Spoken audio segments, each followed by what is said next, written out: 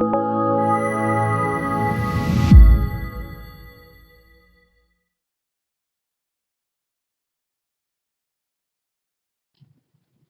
I'm Jacob Hornberger, president of the Future of Freedom Foundation, and this is this week's issue of the Libertarian Angle. I'm joined by my co-host, Richard Ebeling, who teaches economics at the Citadel. Richard, welcome back to, I think, what is part 6 of our History of Economic Thought series. Yes, part 6. We're moving along until it ends at part 3,472. By the time you, me, and the viewers will have been long gone. Anyway, but... Yeah, that sounds very encouraging. Just talk away. Hey, that's what I get paid to do. Right, you're getting paid by the word. Well, we left off with the Austrian paradigm with respect to the Great Depression and how the Austrians fit into a very unique category there.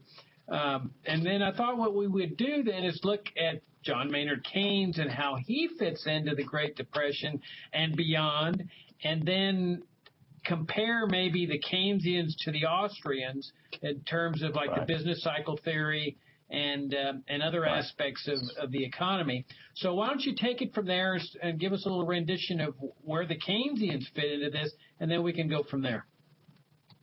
Right. As I briefly said towards the end of the last segment last week, John Maynard Keynes was born in 1883, and he died of heart failure in 1946.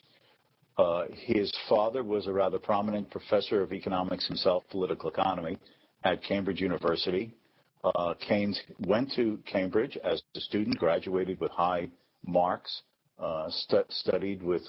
Well, it wasn't his particular specialization, studied with some of the leading Cambridge School economists of that time, including Alfred Marshall. But his claim to fame on sort of the first British and then international scene, as I explained briefly last time, emerged with his 1919 book, The Economic Consequences of the Peace. He had been on the British delegation to the peace conference at Versailles at the end of the First World War, and he felt that Britain and France were undertaking a victor's revenge peace. That is, Germany was the only one responsible for the war.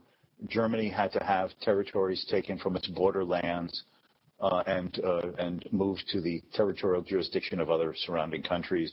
And then what for the time was viewed as extremely high and burdensome and maybe unpayable reparations to the victor nations as supposedly compensation for damages, financial, physical, and so on, suffered by the nations who had suffered from German aggression. And he left the peace conference before it was over. He went back to England, wrote this book condemning all of this. Obviously, he became a hero among the defeated nations in Germany. But in Britain, and then in the United States and in other parts of the world, he was considered to have offered an even-handed analysis of how not only the Germans were responsible for starting the war, and that such a victor's peace with such seemingly oppressive conditions on the defeated nation would set the condition for Germans at some point in the future might wanting resentful revenge. And of course, by the 1930s, with the rise of Hitler and his insistence upon overthrowing the terms of the Treaty of Versailles and so on, that was sort of a capstone to Keynes seeming to have been vindicated as an earlier man in 1919. But besides that, he became very well noted as a monetary theorist in the Britain of his time. Again, as I mentioned briefly last week, in around 1923, 1924, he wrote a book called a Tract on Monetary Reform, in which he basically repudiated the gold standard. He said the gold standard prevented the government and its central bank from having the flexibility to manipulate the money supply, interest rates, the foreign exchange rate, to maintain domestic employment, even if that meant an unstable foreign exchange rate between the British pound and other currencies in the world. That resulted in him being sort of like a major prominent economic analyst in the British magazines, journals, and newspapers of the 1920s. He spent a good part of the second half of the 1920s writing a 2-volume work called A Treatise on Money, which he expected to be the work on monetary theory and policy that would establish his reputation as, if not the, certainly one of the most prominent monetary theorists of his time. And that book came out in 1930. There's only one problem with that, Jacob, and that was that when the book came out, it was basically critically reviewed, some would say page by page demolished by every prominent economist of that time. Economists that our viewers and listeners, they wouldn't recognize most of those names, but the economists of that time, they basically poo-pooed it as theoretically contradictory, inconsistent, or incomplete, and unsatisfactory at an empirical level of really explaining a lot of the dynamics of the economy. The coup de grace against this treatise on money came in a very lengthy and detailed 2-part review essay written by a young Austrian economist named Friedrich A. Hayek. Hayek had recently moved from Vienna to accept a position at the London School of Economics, having delivered a series of well-received lectures, which became his book, Prices and Production, and therefore the English language exposition of the Austrian theory of the business cycle. And then he does this, like I said, this 2-part lengthy review essay of Keynes's treatise on money, which, even though it's not particularly sympathetic or friendly to Hayek's own perspective, considered to be like a coup de grace, is that Hayek just pointed out the most fundamental and pervasive weaknesses and problems with the entire edifice that Keynes had tried to build. As a result, then Keynes went back to the drawing board, as he said. And he spent the next 5 years turning his back on his own treatise on money and devoting himself to writing to the book that really became his most famous volume and the one that was most influential on economic thinking through the 20th century and now even into the 21st century. And that is his 1936 volume, The General Theory of Employment, Interest, and Money. Basically what he does is he says we have to understand that there's a thing called, what now we would call it, macroeconomics. And macroeconomics is different than microeconomics. Microeconomics is concerned with individual choice and decision-making. It explains how people develop gains from trade through discovered opportunities to improve their circumstances by trading what they have for what the other person has, how out of these trades emerge prices, wages, the explanation of market competition. Keynes said that's all very well and good in a normal economy, in a full employment economy. But he argued that the economy falls into prolonged and deep periods of unemployment and idle production. And this means that these microeconomic laws of economics based upon scarcity and trading off between alternatives that you can't both have at the same time, this does not apply to Great Depression times, when there is a plentifulness of labor to do many things seemingly without a trade-off, or output and use of resources. And therefore, there needed to be this new macroeconomics, which he said required tools that seemed like the micro tools, but had a different dimension. And he therefore says you have to look at the economy in terms of aggregates, aggregate demand for output of everything, aggregate supply, both actual and potential, of production of everything as a whole. And that you look at that in terms of the general value of money, the price level, and that our concerns in looking at aggregate demand output as a whole in relation to aggregate supply output as a whole is to see whether the level of output and employment generated by the market itself is a full employment level. His conclusion is that capitalism had a tendency to fall into these periods of prolonged unemployment for which self-correction seemed unlikely or impossible. And he proceeded to develop a whole set of hypotheses as to why. I'll just enumerate a few of them for the viewer and the listener. He developed this thing called the consumption function. He said that as people's income goes up, they'll tend to spend more, but not as much as their income has gone up. So in other words, if your income goes up by $100, you'll maybe spend more, but only $90, you'll save $10. And then as income keeps getting bigger and bigger, people spend more, but but the relative proportion of their income being devoted to consumption tends to fall. So more of people's income is saved relative to consumption. And if people are not spending, then where's the demand for output in the economy? And if there's no demand for output in the economy, employers are not earning enough to be able to pay the salaries of all that they would have to hire to have full employment. So some people are laid off. So another way of thinking about this, the employer pays you $100 for doing a job. So that's your income. You now have your $100 of income, and you spend $90, but you save $10. Now, that $10 saved means that you only spend $90 of what, from the businessman's point of view, was $100 of expenses. His revenues are less than his costs of production. Keynes sees that as a problem. Now, if you think about it a little for a second, you say, well, if prices are, if wages are too high relative to maintain that employment at that time, why don't we just have a situation in which wages adjust downwards? If you can't find a job because the employer can't afford to pay you with the revenues he's earning, if you adjust wages downwards, then you can make yourself attractive again to be employed. The problem here is that Keynes says is that workers suffer from a thing called money illusion. That's basically saying is that you only think about your money income, not the value of what your income will buy. Let me use a simple example again, if I may. Let us suppose that you have $100 of income, and there's a basket of goods that cost $100. And let us suppose your boss says, you know, it's bad times, and if consumers are not buying our product, and I'm earning less revenue, and if I'm going to keep you employed, I'm only going to be able to pay you $80. Now, if the demand has gone down, and the businessman himself has to accept lower prices for his output, and let's suppose those lower prices result in this basket of goods that you've been buying now costing also $80. Well, if your wages go down from 100 to 80, but the basket that you've been normally buying decreases in price from a cost of 100 to 80, you're no better off, but you're no worse off. So Keynes says no.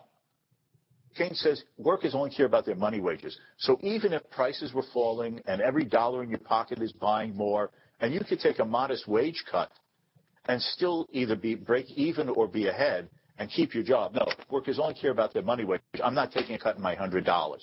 But if you don't take a cut in your $100, at some point employers are going to say, I can't afford to employ as many people as I did before when demand is down and I'm only getting $80 of revenue.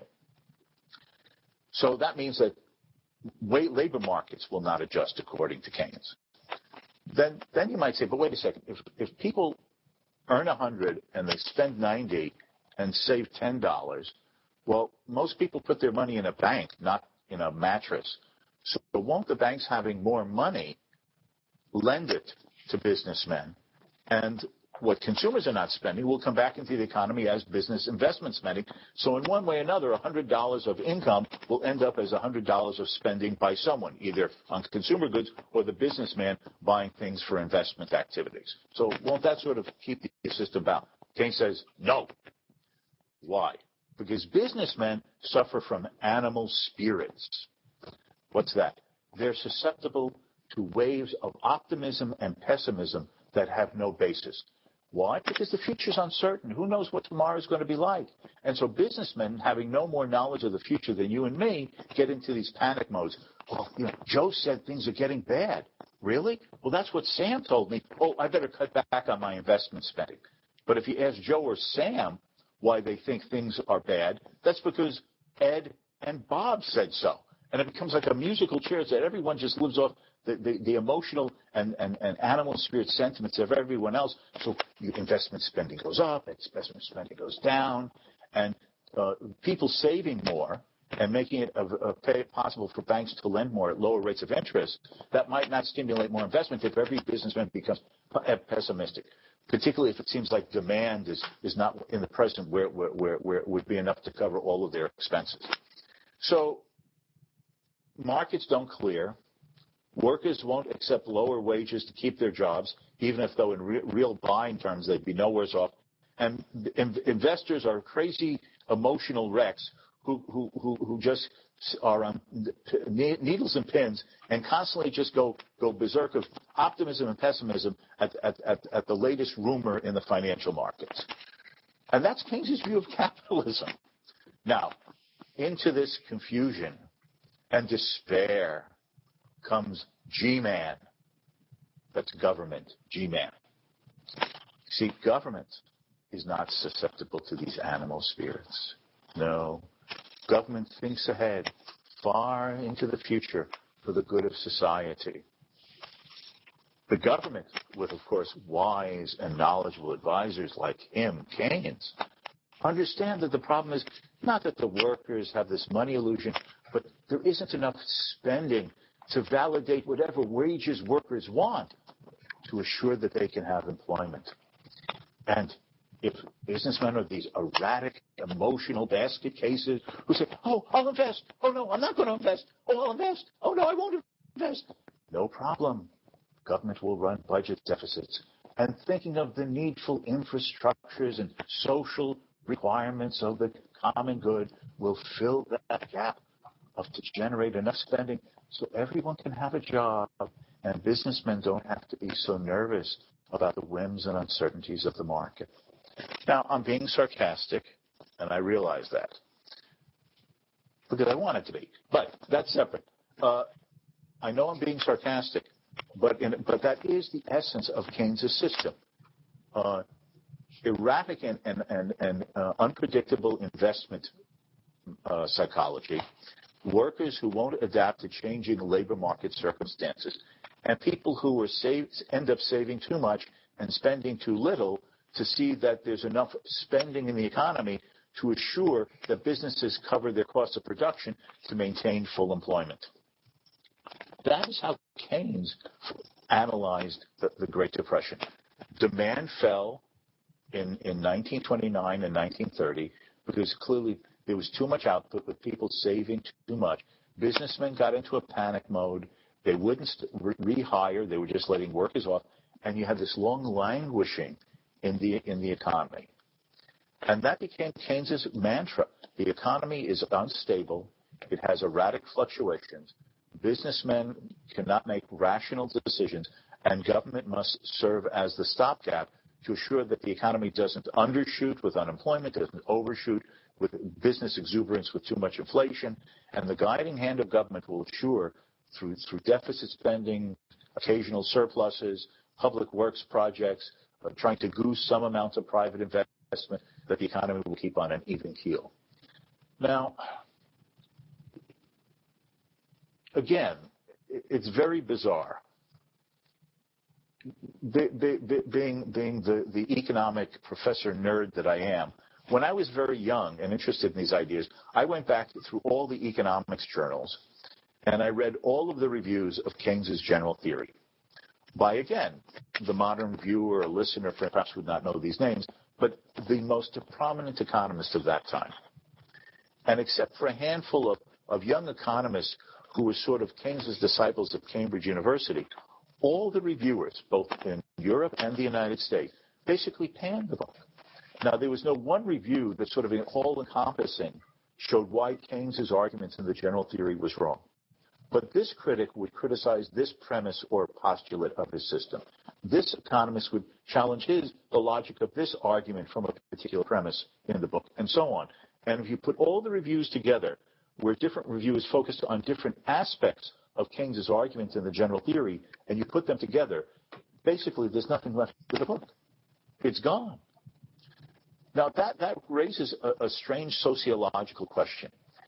If the vast majority of the economists of his own time in the mid and late 1930s considered this to be an unsatisfactory, if not economically questionable analysis, why did it gain so much traction so that by the 1940s and certainly in the early post-World War II period, it becomes, as one economist called it, the new Bible of economics? I'll suggest two sociological factors in this. The first one is that people were so desperate during the Great Depression that they were just searching for stopgap and immediate solutions to what seemed to be intractable problems. I'm merely trying to explain the thinking of the time. It's different from agreeing with it or thinking it's reasonable or not. I'm trying to just understand the thinking of the time. There's mass unemployment. There's social unrest. How long is this going to go on? The society's institutions and cultural outlook is being threatened. We just need to have short-run things to get the economy moving along. The other aspect of it was that building up from before the First World War, but certainly after, was this growing confidence in the ability of governments to plan. We should try planning in peacetime like we had planning in the war, as we talked about in an earlier segment. And then following the war, you have the emerging socialist, centrally planned economy in the Soviet Union, and certainly with the introduction of 5-year plans in the Soviet Union under Stalin beginning in 1928. And since 1922, you've had in fascist Italy, Mussolini setting up his corporativist state, where businesses, labor unions are forced into government-mandated cartels on both sides of the production and the labor markets, and the government oversees and guides the setting of prices, wages, production levels, the direction and use of output, and so on. So you have these variations on the planning thing. And this created a mindset and a mentality that if only government had enough authority, we could devise plans, schedules, blueprints to direct the economy towards a stable and more prosperous and fully employed market setting. And it's difficult to capture the heady exuberance and enthusiasm that these people had. Again, let me give one example. There was this economist named Alan Sweezy. He was a very prominent socialist, democratic socialist, of the 1930s. He wrote an essay, The Role of the Economist in the Future Socialist Economy. He wrote this in a collection of essays back in around 1935. And he says in this essay, you know, economists know what's wrong with the economy. Supply and demand is out of balance. Workers can't find jobs here. All we need to do is to increase investment over here and raise demand there. So we have our theory to know how to make sure the economy is in balance, equilibrium, and growth. And we have all of these statisticians over here. And with their statistical knowledge, output levels, resource availabilities, production capacities, different types of labor that can be employed in different ways, with the statisticians' data and the economists' theoretical understanding of how an economy could work if only guided in the right way, we could design the planned economy that would assure full employment and prosperity. But because the economy is in private hands, and you can't tell private businessmen directly what to do, we have all of this chaos. And you read this, and you could just see him start, salivating with anticipation. Because in the socialist society of the future, who are going to have to be the experts? Those who are directing the economy. The economists, like me. What a guy. And I don't mean, it's not like I want to do it. I have to because I have this economics knowledge to direct the economy. It's a burden I just will have to bear. Now, again, I'm sarcastic, but this is the mindset of these people. In fact, Hayek once said, being a noted critic of Keynes, opponent of socialism, Hayek once said that his more socialist-leaning friends at the London School of Economics and in other intellectual circles in Great Britain would often say to him that if only he would come over to the socialist side, he's so knowledgeable, he has such insight that he would be assured a prominent place in the socialist planning agencies of the future. See, Fritz, come over to our side. Come to the dark side of the force, and you'll be a planner. We want you. Now, Hayek, of course, had the character, the fortitude, the principle to go his own way, and not to fall tempting to keep using these metaphors. Get me behind me, Satan. Don't give me these temptations. But the problem is, many economists had this idea that they would be the planners of the future because they had the knowledge to design a functioning economy. So if you combine the political pragmatism and then it's an ideological social engineering mentality. The acceptance and the dominance or emerging dominance of Keynes and his approach can be understood, because Keynes doesn't call for the nationalization of industry, right? He's not like a communist. And he doesn't seem to want like the fascist version of this, where the government sort of prods businesses into cartels and then tells them what prices to charge and what output to produce. No, Keynes seems to offer like this middle ground. It's sort of like private business, but they're not left alone. And there's sort of monetary and fiscal policy managed by the government and its central bank, guided by Keynes's policy prescriptions. So the economy is sort of like being guided and semi-planned, but it doesn't require all the bad things or the extreme things of either fascism or communism or the disaster of what seemed to be at that time unbridled capitalism. And it's that seeming potential of Keynes offers the best of all worlds. You have government intervening, but you don't crush business. You have government managing the economy to maintain production and full employment, but it doesn't require nationalization or making businessmen mere slaves of the government in some narrow, rigid sense.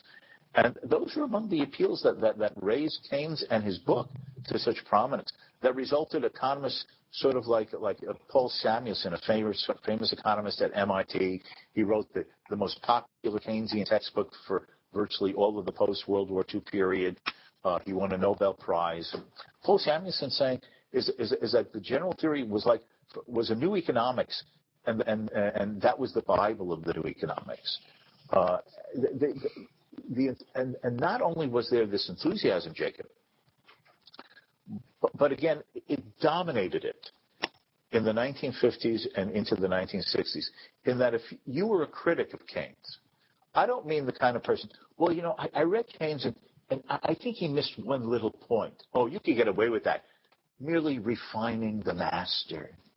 But unless you were a really prominent economist whose position in the profession could not be challenged, to come out and say, I think that Keynesian economics is fundamentally flawed and is economically unsound as an understanding and dangerous as a set of policy prescriptions, your career in the economics profession would be short-lived and a dead end. Now that sounds like, again, an exaggeration, but it's not. Keynesianism dominated the profession so that there was virtually no critics of Keynes, other than the ones who lived in sort of like an underworld of the non-academic environment. The prominent one, of course, being, I know many viewers and listeners will know this name, Henry Hazlitt, author of the famous book Economics in One Lesson. But in 1959, he published a book called The Failure of the New Economics, a chapter-by-chapter summary and then, in my opinion, devastating critique of all of Keynes's arguments. He wasn't reviewed, he wasn't taken seriously, and they just, well, he's just a journalist. He writes for Newsweek magazine. So all critics were just put down like an Orwellian memory hole to be ignored completely. Yeah. Are you there, or did we get disconnected? No, okay. We're here. I just sort of, you stopped abruptly. Yeah, Richard, what really fascinates me about this period, culminating in Keynes here, is how all of the statism just sort of came together. I mean, if you look at the late 1800s in America, you had not a pure libertarian society, but I mean, about as close as one that the world has ever come to. No income tax, no drug wars, no welfare state, no social security, and no central bank. And then you've got the progressives that are coming in, late 1800s, early 1900s, having studied in Germany, having acquired this socialist mindset, trying to move America into a socialist direction. And then 1913 was critical with the establishment of the Federal Reserve, the central bank. Up to that point, America, for most of that 100 and some odd years, 25 years or so, it had no central bank at all. So as we discussed in a previous segment, during the 1920s, the Fed is over there inflating the money supply and putting everything in jeopardy, because at that point, America had lived under a gold standard, that is a monetary system in which gold coins were the official money of the American people and silver coins. And all of a sudden here the Fed is just expanding money and credit, and then through monetary manipulation screw up everything in the late 1920s, over-contract, leading to the stock market crash, and then everybody blames this on capitalism. Oh, the capitalist system has failed. This shows you that free enterprise really isn't perfect. So now what are we going to do about it? Roosevelt comes in and says, well, we're going to save free enterprise, and comes up with this enormous package of socialism and fascism, which we discussed in previous segments, the National Industrial Recovery Act, Social Security. Then Keynes comes along, it seems like at the perfect moment in history, where all of this is in flux, and people are looking to government for the progressive idea of managing the economy, managing society. Roosevelt saying government's going to save the free enterprise system. And then Keynes comes in and says, yes, all that stuff with people saving in a capitalist order, it shows you that it has failed, and now we really need government to put things right. Right. Yeah. See, the thing is,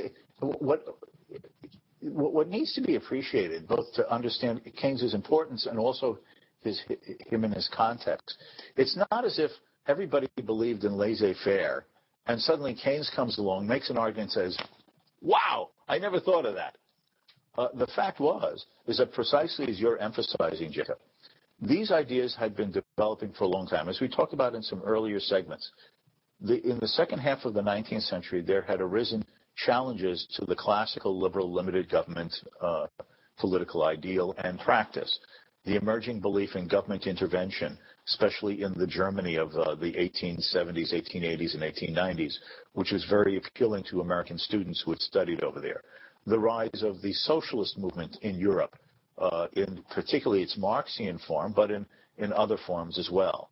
And then with the coming of the wars, we talked about this seemingly have-to-do-it experiment of basically imposing planned economies on the societies of the countries at war, respectively, to sort of see that resources were husbanded and directed to see that the war was won by each nation from their perspective instead of being lost.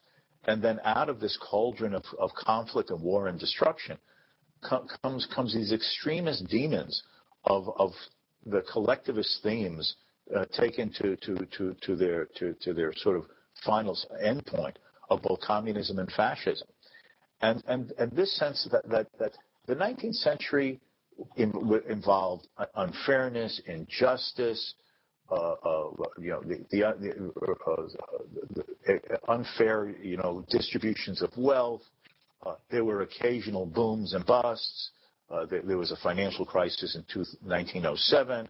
That was part of the impetus and rationale to justify a central bank, to try to be an organizer, an overseer, and regulator of the banks, to try to prevent financial crises, to manage the money supply for that purpose.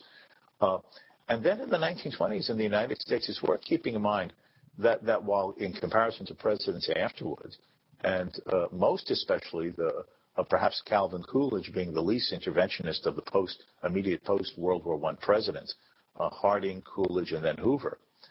The fact is that there were these experiments in the 1920s with government intervention, government farm price support programs, government public works projects. Herbert Hoover was part of Calvin Coolidge's administration, and he was very active in putting this idea of pushing this idea of government-business partnerships to rationalize industry and to keep the economy on an even keel, matching the monetary attempts of the Federal Reserve to micromanage the economy through price level manipulation. So all of these things were at work in the 1920s. And American intellectuals in particular found especially attractive was this idea of fascism. Because at first, in the late 1920s and early 1930s, before the arrival of Hitler, fascism seemed to offer this idea of a middle way between unbridled capitalism and, on the other side, Soviet communism. You still have private enterprise. You have businessmen but government just organizes business through cartels to assure, growth and stability and fairness. In fact, until Hitler came along and with all of his crazy hyper-nationalist and racist madness, it appeared as that the model that was going to win in the early 1930s of what variation on the collectivist theme will seem most attractive to governments and political types, it was going to be the fascist model. So, in a sense, what Keynes was offering was the ability to do all of these things without having to go to these extreme models. And that was part of the appeal. And this idea that we could have this model of the macroeconomy, and through pulling a few levers and pushing and turning a few dials, we can gear up the monetary spending, lower and manipulate a rate of interest, goose the economy with a certain amount of government deficit spending to put spending power into people's hands to get demand going. That all of this will enable all of the promises that the more extreme collectivisms say that they are offering us, without seeming the harshness of the dictatorship or the totalitarian edge. Yeah, and I think it's important to note that there was a tremendous battle that was taking place. I mean, there were classical liberals or libertarians that were battling against this trend. You see it especially in the Supreme Court. I mean, that's what the controversial case Lochner versus New York was reflecting in 1909. And that debate continued all the way up into the 1930s until finally the state has won that battle. But also during this period of time, as you point out, it was the Austrians who were the primary people who were attacking Keynesianism and the progressivism. The people like Mises and Hayek and Henry Hazlitt. I mean, they were the ones who were really holding up the flame here. But we're about out of time, Richard. But let me say that those of you that are watching this series, if you like it, we published a really nice article by Richard last week on von Bauwerk, who we've mentioned in this series. I think we published it last Friday. You can find it on our website at fff.org. And then this week, Richard's writing a nice article on Carl Menger. So you might want to take that. I think it'd be a nice supplement to watching this series. In any event, Richard, we're out of time. And if I can just mention also that one of that latest pieces of me on the FFF site is also the piece on the follies and fallacies of Keynesian economics, since it is the 80th anniversary this month of the publication of Keynes's general theory.